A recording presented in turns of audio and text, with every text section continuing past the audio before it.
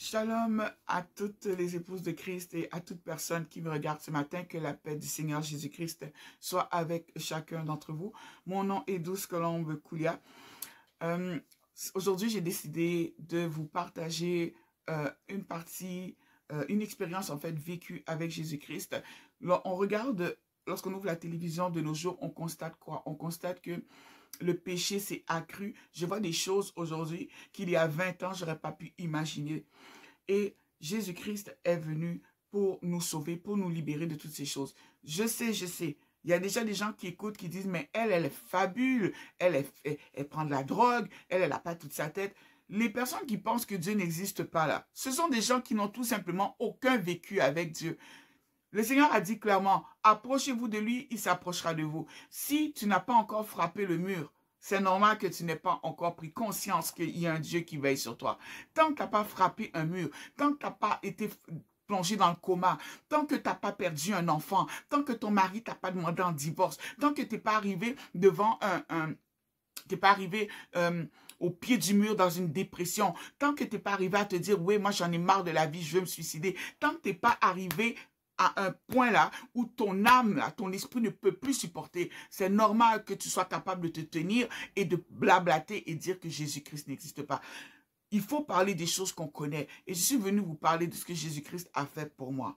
À un moment bien précis de ma vie. Il y a tout juste 20 ans, il n'y avait pas plus grand, je pense, ennemi de Dieu que moi. J'étais dans la sorcellerie à fond. Je n'en avais rien à faire des êtres humains. Mais qu'est-ce que j'en avais à faire des voisins? Qu'est-ce que j'en avais à faire des enfants des autres? J'avais des yeux que pour moi et pour le diable que je servais. Aujourd'hui, celui qui me préoccupe, qui occupe mes pensées, mon esprit, c'est Jésus-Christ. Je veux que les gens sachent qu'il y a un Dieu qui existe. Je veux que les gens sachent que c'est pas fabulé. Comment se fait-il que tu es capable de croire au surnaturel, tu es capable d'ouvrir la télé, de mettre YouTube et dire, oh, regarde, waouh, un phénomène surnaturel s'est produit, mais tu n'es pas capable de croire que Dieu existe. Tu es capable de croire que ta poupée bouge la nuit. Tu es capable de regarder des vidéos en faisant, wow, phénomène paranormal. Ça passe sur tous les postes. On voit ça maintenant. TVA, ouvrez la télé, il y en a partout. Dans tous les pays, on parle de phénomènes paranormaux, de surnaturel. Mais quand c'est pour toi, tu crois que ça n'existe pas. Tu penses que le mal existe, mais le bien n'existe pas. Ça me fait tellement rire. Être athée, lorsque tu t'assois sur la chaise là, si tu n'avais pas foi que cette chaise-là tiendrait ton poids, tu t'assoirais? Quand tu es enceinte, là, si tu n'avais pas la foi que la tête du bébé peut passer par la largeur du trou que Dieu t'a donné, là, est-ce que tu tomberais enceinte? Jamais. Soyons logiques un peu. Nous avons tous une foi naturelle. Et aujourd'hui, je vais vous parler d'un moment où cette foi-là s'est manifestée. Avant même que j'étais déjà chrétienne, oui, mais que je sois vraiment plongée dedans. Je vais vous dire ce que Jésus a fait pour moi. Amen. Le Seigneur m'a donné des enfants. Or, voici que mes enfants sont nés avec certains troubles neurologiques. Il y en a qui vont dire que, ouais, ben là, c'est parce que tu as péché. Puis, écoutez, il faut arrêter ça. Moi, ça fait déjà là plus de 2 décennies que je marche avec Jésus-Christ. S'il y a une chose que je sais là, c'est que de là d'où je viens là, c'était normal que je me fasse attaquer par le diable. C'était normal. Come on, c'était normal. Tu penses que tu peux rentrer dans une secte, tu peux faire des choses comme ça, et puis après ça, t'imaginer que tu vas tomber, tu tombes enceinte, tu te maries, la vie est belle, et que tu n'as jamais d'attaque. Non, le Seigneur m'a fait la grâce d'épouser un homme extraordinaire, avec qui je suis toujours, soit dit en passant, parce qu'il y en a beaucoup qui avaient fait des paris, je n'aime pas bien ça, mais c'est la vérité, même dans l'église où je me suis mariée, même dans le pays où j'ai pris l'avion pour aller me marier, les gens faisaient le pari que ce gars me laisserait en disant que non, toi, tu n'es pas assez belle pour lui. Retourne dans ton Canada. C'est ce qu'on me disait, il n'y a pas de problème. Mais aujourd'hui, je vais juste vous dire que ça fait 2 décennies qu'on est mariés. Amen. D'ailleurs, même c'est bientôt notre anniversaire de mariage. Donc, quand Dieu commence quelque chose, il le termine. La parole de Dieu déclare quoi? C'est la bénédiction de l'Éternel qui enrichit et ne se fait suivre d'aucun chagrin. Amen. Ce n'est pas parce que tu as des hauts et des bas que ça ne vient pas de Dieu. D'ailleurs, nous avons besoin d'épreuves. Parce que ces épreuves-là, c'est ça qui fait qu'aujourd'hui, je peux parler, je peux témoigner. J'ai mis au monde des enfants, j'en ai 6, qui vont de 24 ans, la plus âgée, là, 24 ans, à mon plus jeune, là, il vient d'avoir 10 ans, 10 ans. 10 ans à 24 ans, donc un lot. Et dedans, là, il y a autant de garçons, autant de filles. Et dedans, j'ai des jumeaux.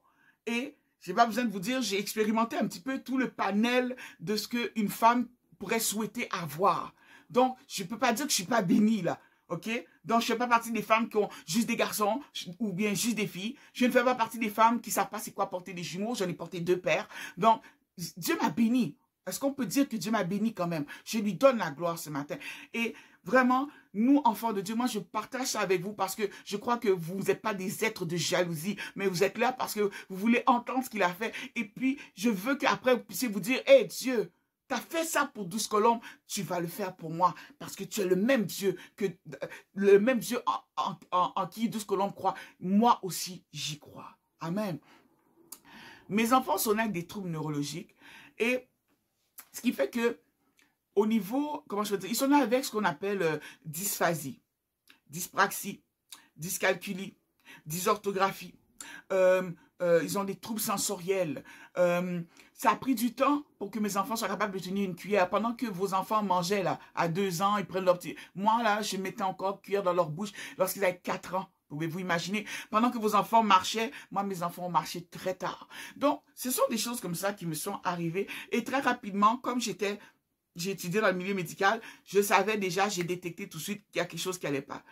Outre cela, bien sûr, le Seigneur avait, à chaque grossesse, le Seigneur me prévenait toujours d'avance, en songe. Je voyais toujours mes accouchements et je savais déjà que mes enfants naîtraient différents. Je le savais. Mon mari et moi, on n'a eu aucune surprise. On le savait. C'est d'ailleurs pour ça que je vous le dis, ici, au Québec, habituellement, les parents se rendent compte que leurs enfants ont des troubles. L'enfant est déjà au primaire. Moi, mes enfants ont commencé à avoir leur traitement. Ils avaient déjà 18 mois. Donc, ça vous montre la grande différence, à quel point j'ai été rapide pour réagir. Parce que Dieu avait dit, Dieu fait rien sans qu'il mette d'abord au courant ses enfants. Il a dit, cacherai-je à Abraham, mon ami, ce que je vais faire? Parce que Abraham, Dieu l'a considéré comme son ami. Pose-toi la question, est-ce que Dieu te considère comme son ami? Et si tu sais que la réponse est non, sache que Dieu, il veut être ton ami. Et il y a une manière d'y arriver. Oui, il y a une manière d'y arriver, de voir le surnaturel se manifester dans ta vie. Et ça, on en parlera à un autre moment donné. Amen. Donc, étant donné que mes enfants avaient ces troubles-là, ce qui était proposé, mis à part évidemment les traitements d'orthophonie qui coûtaient une fortune. C'est pour ça que je ne me vante pas d'avoir une maison, j'en ai pas, j'ai pas de maison. Parce que voyez-vous, toutes mes économies, tout ce qu'on a, on l'a passé sur nos enfants. Et c'est pas du gaspillage à mes yeux, je vous le garantis. Et le petit dernier, mon petit Mathis Alban, lorsqu'il est né, il est né carrément sans respirer. Donc, pendant 15 minutes, on le sort, l'enfant ne respire pas pendant 15 minutes. Il est né par césarienne. Moi, j'ai fait ce qu'on appelle une éclampsie postpartum. Normalement, on n'est pas censé faire d'éclampsie une fois que le bébé est retiré. Parce que l'éclampsie, c'est une hypertension artérielle, n'est-ce pas? Elle est tellement élevée, la mère tombe en convulsion et c'est juste terrible. C'est une scène d'horreur. C'est une scène d'horreur. Moi, on venait d'enlever le bébé de mon ventre, je tombe en convulsion, la pression artérielle est montée à 240. Pendant que les infirmières courent, moi j'entends, oh, elle a 240, elle a 240, vite, vite, vite, vite. Et moi, je suis en train de me dire dans ma tête, mais c'est qui ça qui fait 240 de pression? Parce que tu sais, mon petit côté médical, là, mon côté médical, tu sais, travail. Je me dis, qui est tombé à 240 de pression? J'ai dit, cette femme-là va mourir. Oh, la personne dont on parlait, c'est moi-même. J'entendais, mais j'étais dans le coma. J'ai commencé à sentir des aiguilles qu'on rentrait sous la plante de mes pieds. Pour ceux qui ne savent pas, quand tu es dans le coma, pour vérifier la profondeur du coma, on te pique. Donc, je sais qu'on rentre des aiguilles, mais mon corps ne réagit pas. Mais je sais que je suis dans le coma. Et là, je me retrouve dans un endroit, tout est sombre, tout est noir. Et je vois une chaise. Je suis assise comme ça sur la chaise. Et j'entends juste les gens qui crient, « Appelez le médecin! Vite, dépêchez-vous, elle convulse! » Qu'est-ce que j'ai pas entendu? Et tout ce temps-là, moi, je suis là en train de dire, oh là là, mais cette femme-là, elle va mourir. Mais elle va mourir sans comprendre encore que c'est moi. Hein? Sans comprendre. Pourtant, je vois bien que je suis dans un endroit où il fait noir. Il fait noir, c'est comme, je chante la vie et la mort. mais je suis ni vivante ni morte. Voyez-vous, ni totalement vivante, je veux dire, ni totalement morte. Quoi qu'il en soit, je finis par émerger de ce coma. Et quand j'émerge de ce coma, j'apprends que mon fils n'a pas respiré pendant 15 minutes. Et que là, on l'a mis sous assistance respiratoire parce que, bon, on peut donner les organes.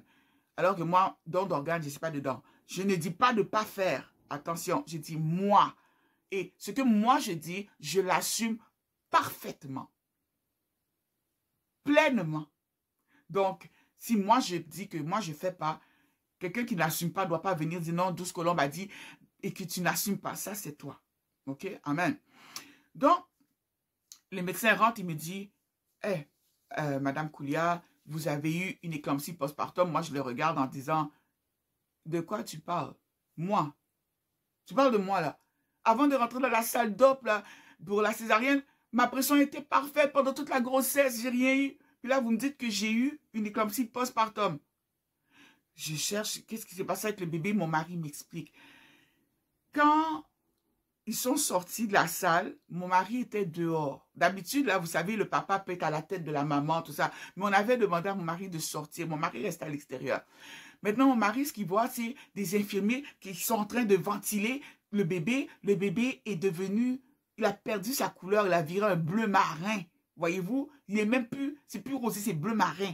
Et on court comme ça, on lui dit, monsieur Koulia, votre fils ne respire pas depuis 15 minutes, on n'arrive pas à le faire respirer. Ok, écoutez bien, hein? On finit de lui dire ça. 2-3 minutes plus tard, on vient encore, on lui dit, monsieur Koulia, la salle de réveil vient nous appeler, votre femme vient de tomber dans le coma. Eh, ça peut rendre fou n'importe qui. Hein? Ça peut rendre fou n'importe qui. Mon mari s'est jeté à genoux en plein milieu de l'hôpital.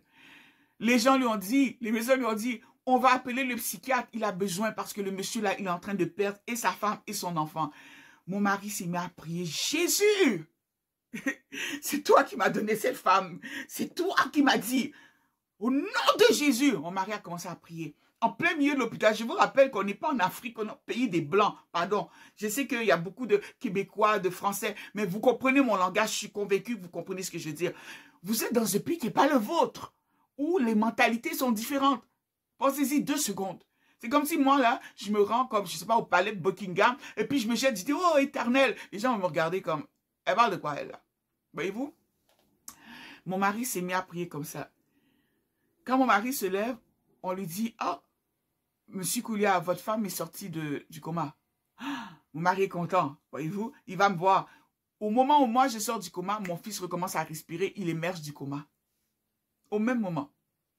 D'ailleurs, j'ai une photo où je tiens mon fils et on se regarde. Pour la toute première fois, on voit que je suis gelée là, complètement. On voit que je suis droguée au maximum parce que j'étais sous... Ouf, je revenais de très loin, en plus d'être sous l'effet de l'anesthésie générale que j'avais subie pour la césarienne. Parce que oui, mes césariennes à moi, ok, je sais que les césariennes habituellement ne sont pas sous anesthésie générale. Je précise parce que quand on est sur YouTube, les gens cherchent des petites bibites là. Mais moi, mes césariennes sont sous anesthésie générale, ok?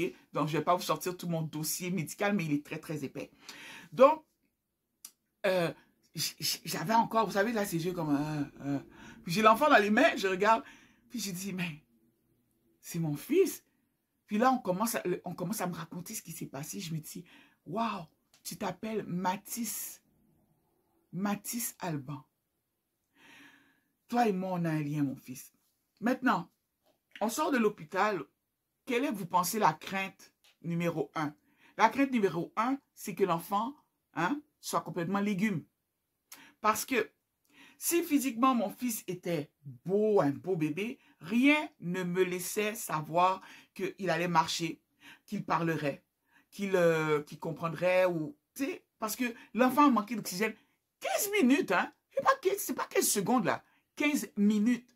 Vous savez très bien qu'à partir de quelques minutes seulement, avec une privation d'oxygène, les cellules cérébrales, quand ce qui arrive, commencent à mourir. Donc, techniquement, mon fils est censé être légume quand je suis sortie avec lui. J'aime pas le terme légume, dans un état neurovégétatif, si vous préférez. ce n'était pas le cas. L'enfant était réactif, tout ça, sinon on ne m'aurait pas laissé sortir. Il commence à grandir, je l'observe, je l'observe, je l'observe, je vois qu'il marche. Wow, c'est bien, gloire à Dieu. À chaque fois que je vois une étape, je dis l'enfant marche, alléluia, gloire à Jésus. L'enfant, il joue, wow, gloire à Jésus. Il voit une voiture, il comprend qu'il doit faire vroom vroom. Ouais, gloire à l'Éternel. Et puis, à un moment donné, je me rends compte d'où se trouve le problème. Mon fils est muet. Mon fils est muet. Il parle pas. Il parle pas. Attends, vous voyez comment je suis, non? Vous voyez que je suis une femme qui est volubile, je parle, non? Imaginez-vous la détresse que j'ai ressentie quand je me suis rendu compte que mon fils ne parlait pas. Il ne dit même pas maman. Il dit pas maman. Il a atteint l'âge de 4 ans. Il dit toujours pas maman. 4 ans. 4 ans. Je vous parle avec émotion là, mais vous les mères, les pères là qui me regardez, 4 ans. L'enfant a 4 ans. Il va avoir 5 ans. Il ne dit pas maman. Il ne dit pas papa. Qu'auriez-vous fait? Qu'auriez-vous fait? Mon mari et moi, on fait venir une machine. Et cette machine-là, à elle tout seule, est plus de 30 000 $. C'est une machine que je ne peux pas me payer, mais mon mari et moi, on s'est mis ensemble, on a dit on va louer cette machine-là. Et étant donné que j'ai fait des études comme infirmière auxiliaire, c'est moi-même qui ai administré les traitements à mon fils. Donc, j'appelle... j'ai oublié le nom de la compagnie. Oxysoin, voilà, merci. Oxysoin, ça m'est revenu, merci Seigneur. Parce que je veux quand même les remercier, ces gens-là. Donc, ils m'ont apporté ce qu'on appelle une chambre hyperbare. Donc, c'est le même type de chambre dans lequel on met... Vous savez, quand les gens font de la plongée sous-marine et qu'ils remontent trop vite, ça crée des bulles dans le cerveau. Ils ont ce qu'on appelle le mal des caissons. Ce qu'on fait pour leur sauver la vie, on les met dans une chambre hyperbare. Ce que les gens ne savent pas, c'est que la chambre hyperbare est aussi utilisée chez les gens qui sont évidemment fortunés pour pouvoir reconstituer plus rapidement les fractures. Donc, quand vous voyez quelqu'un qui joue au foot là, et puis il fait, oh, il avait une fracture lundi, et puis tu vois qu'il revient après 10 jours, il court, et puis, ouais, et puis, il commence à jouer son foot là. C'est parce que il y a des traitements auxquels nous, simples êtres humains, nous n'avons pas accès. Nous ne sommes pas millionnaires. Okay? Mais si tu le prends, tu le mets en chambre hyperbare, les os se régénèrent plus vite. D'accord? Donc, j'ai dit, on a mis nos enfants, et là, comme la machine, on a pris ce qu'il y a le plus gros, c'est la grandeur d'une chambre. Je vais vous mettre des images à la fin, vous allez entendre la machine, vous allez comprendre. Alors, je mets mes enfants, on les met dedans, sauf la première, parce que la première, elle, Dieu m'a fait grâce, elle va bien. Donc, les 5 autres là, on les met dedans et il faut être capable d'encourager l'enfant parce qu'il faut le maintenir dans la chambre hyperbare parce qu'ils n'ont pas le goût d'être là. La chambre hyperbare va produire un niveau d'oxygène extrêmement concentré. C'est pressurisé. Si tu ne fais pas attention, tu peux faire éclater les tympans de ton enfant. Ce n'est pas un jeu là. C'est vraiment pas un jeu. C'est quelque chose de vraiment médical. On ne joue pas avec ça. Oh! Que tu te souviendras de nous, que tu te souviendras de nous, que tu te souviendras de nous, Éternel, que tu te souviendras de nous, que tu te souviendras de nous, que tu te souviendras de nous, oui je sais. Qui n'abandonne pas ses enfants.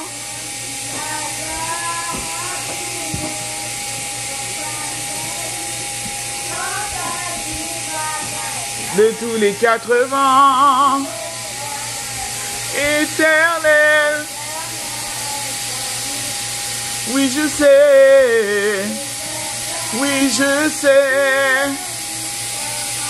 Qui n'abandonne pas ses enfants, dort en tout lieu.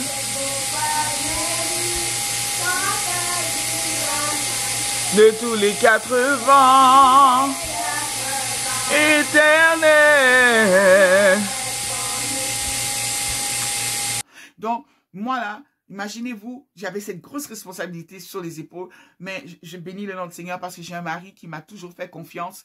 Il savait que, ouais, ma femme, elle est capable de gérer ça.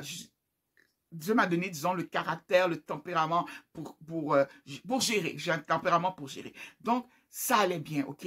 Les enfants, je leur ai donné des traitements 2 fois par jour pendant 40 jours. Et oui, j'ai vu une très belle amélioration parce que Emmanuel, entre autres, qui est l'avant-dernier, lui, il ne pouvait pas tenir de crayon pour dessiner. Je me suis levée un matin, j'ai trouvé mon fils assis dans le salon avec des feuilles éparpillées partout, en train de dessiner. J'ai dit, quoi? Mon fils dessine? Mon fils tient un crayon. Imaginez, pendant que moi j'ai cette joie-là, vous, vos enfants sont déjà loin. Hein. Moi, les miens sont loin derrière vous, les vôtres sont loin devant là. Mais je ne regarde pas ça parce qu'on ne doit pas se comparer. Ce que tu traverses dans la vie là, Dieu permet que tu traverses dans un but. Si tu te compares là, c'est que, tu vas te déprimer, tu vas te décourager. Ton histoire est une histoire personnelle. Ton livre est un livre à ton nom. Ça n'inclut pas le nom des autres. C'est ton nom qui est dans ce livre. Vous comprenez? Ton livre a différents chapitres.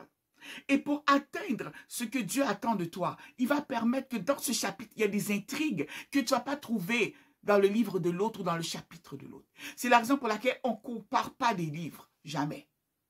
Amen. Chaque livre a son histoire. Maintenant, j'ai vu ces améliorations-là chez Emmanuel et chez Jérémie, Abigail, et puis mes autres enfants. Mais, Mathis continuait, lui, à ne pas parler. Sa motricité était bonne. Mais il ne parlait toujours pas.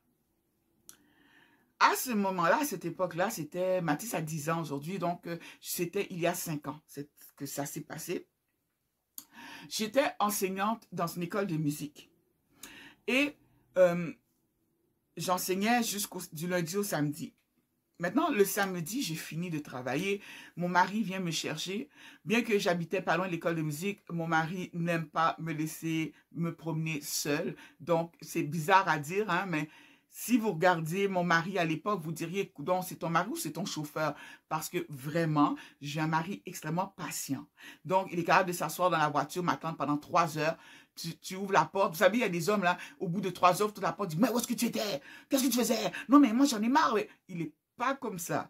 Tu ouvres la porte, tu dis, chérie, ça fait 3 heures, tu m'attends. Il dit, alors? Il dit, ça peut être 4, c'est pas un problème. Donc, c'est vraiment, je suis bénie. Je ris parce que quand j'y pense, je dis, ah, ce gars. Donc, mon mari vient me chercher, on arrive à la maison. Et là, je dis à ma fille aînée, je dis, Chana, et si on regardait un film? Là, elle dit, oh, je veux regarder Narnia. Là, les enfants font, oui, Narnia, Narnia. Là, je me dis, ok, bon, c'est un film quand même à connotation chrétienne. Tu sais, on sait que, bon, le lion Aslan, représente Jésus. On a compris le concept, ok? Donc, on met Narnia. Mais il y a toujours une partie dans Narnia qui nous fait pleurer. C'est-à-dire, c'est celle où on voit la reine, là, qui représente Satan, qui sacrifie le lion. OK? Puis le lion, en fait, c'est Jésus qui se donne parce que le lion aurait pu tuer la reine, vous comprenez? Mais on voit le lion qui est couché sur la table de pierre. On voit, tu sais, comme ceux qui lui arrachent la barbe, qui le frappent, qui crachent sur lui. Exactement comme ce que Jésus a vécu. Notre Dieu, notre Jésus est le lion de la tribu de Juda. Pour ceux qui n'ont pas vu le film, je vous encourage à le voir. Vous pourrez en comprendre le sens puis le comparer. Même si au début, là, même moi, j'ai fait comme, ah, ils ont choisi des choses pas mal très fiction, fantastique, voyez-vous. Mais quand on comprend toute la base, le film fait tout son sens. Et là, maintenant, mon mari, lui, il dit, ah, mesdames, prenez tout de suite votre boîte de Kleenex parce que je sais que vous allez pleurer. Les enfants rient, vous savez. Donc, on est là et puis, comment je veux dire, j'allais dire fauteuil, sofa, voilà. On a 2 longs sofas parce qu'on est une grosse famille. À ce moment-là, ma mère ne vivait pas avec nous, donc nous étions 8. Donc, nous sommes assis là, tous les 8, et puis Mathis, lui, bon, il est là, il joue devant moi, et puis il regarde Narnia un petit peu, puis, mais rappelez-vous qu'il est muet. Quand il veut demander du pain, il fait « pas ». Parce que je lui ai appris le langage des signes. Je voulais tellement communiquer avec lui que je lui ai enseigné le langage des signes. Je me suis dit, bon, même si c'est en signe, mon fils me parlera, on communiquera. Mais je refusais l'idée que j'ai un enfant qui puisse jamais communiquer avec moi. Comment je vais faire pour lui parler de Jésus? Comment je vais faire pour savoir qu'il comprend? Donc, tout ça, c'était troublant. Ça, c'est en plus des nombreux traitements que j'avais à l'hôpital, à gauche, à droite pour les enfants. Je vous dis, ma vie, là, c'est quelque chose. Et là, on arrive à la partie où on se prépare. Et on voit, on met le lion sur la table, on vient, on le sacrifie. On se met à pleurer. Donc là, Chana, elle pleure. Elle prend ses mouchoirs. Mon mari me lance la boîte de mouchoirs. J'attrape. Allez, je me mouche. Je dis, oh Jésus, merci, tu es mort pour nous, tout ça. Mesdames, messieurs, voici ce qui s'est passé. J'ai la chair de poule, excusez-moi. À ce moment précis, alors que j'essuyais mes yeux,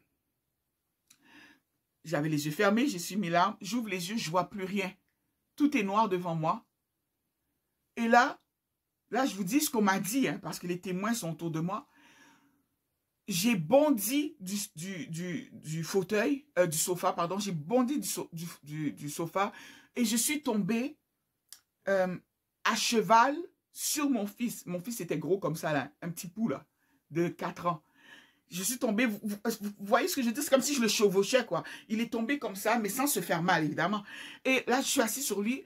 Et là, j'ai crié, parle, parle, comme ça. Puis j'ai pris sa bouche, j'ai soufflé dans sa bouche. Au nom de Jésus, mon fils s'est levé. Il a dit, maman, Jésus est là, Jésus est là. Mon fils qui parlait pas, il s'est mis à parler. Il a dit, maman, Jésus est là.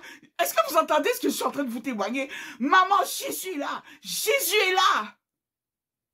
Aujourd'hui, mon fils a 10 ans. Il est premier de classe.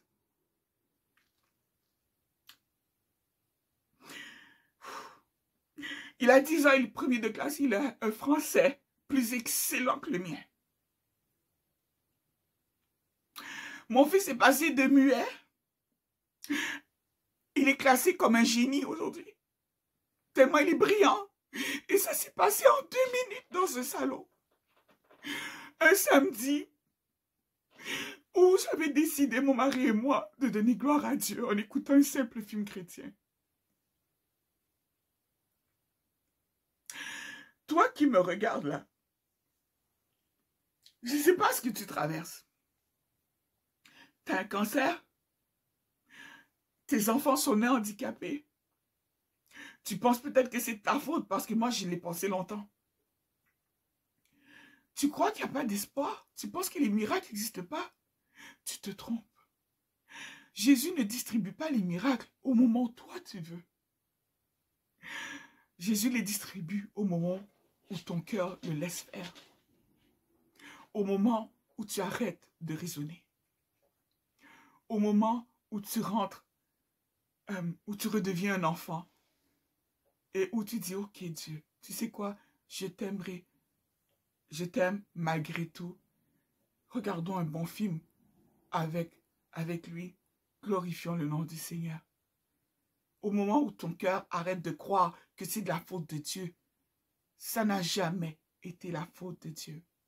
Lorsque les disciples passaient, ils ont dit, Maître, ils ont vu Bartimée qui était aveugle. Ils ont dit, est-ce que c'est parce que ses parents ont péché, comme beaucoup de chrétiens se sont permis de me dire? Et je leur en veux pas du tout, sachez-le. Et le Seigneur a dit non. C'est pour que la gloire de Dieu soit révélée.